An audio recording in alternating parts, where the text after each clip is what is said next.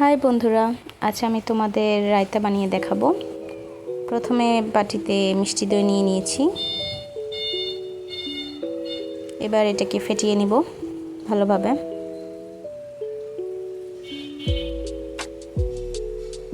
ফেটিয়ে নেওয়া হয়ে গেছে।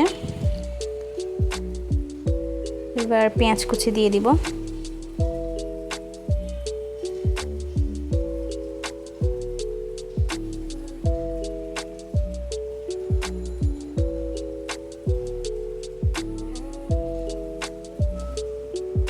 সামান্য মরিচ কুচিয়ে দিলাম।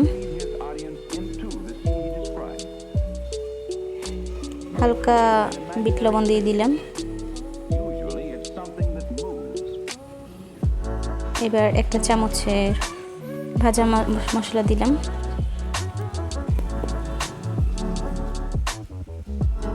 এবার এগুলো সব মিক্স করে নেব।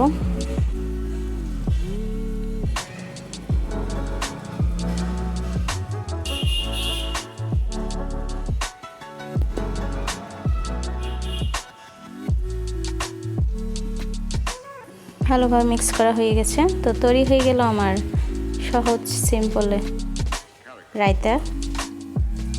এটা আপনারা বিরিয়ানি পোলাওর সাথে খেতে পারেন।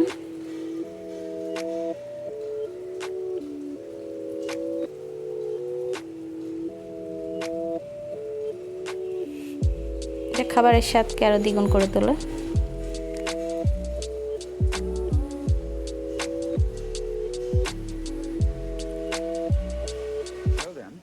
ধন্যবাদ সবাইকে।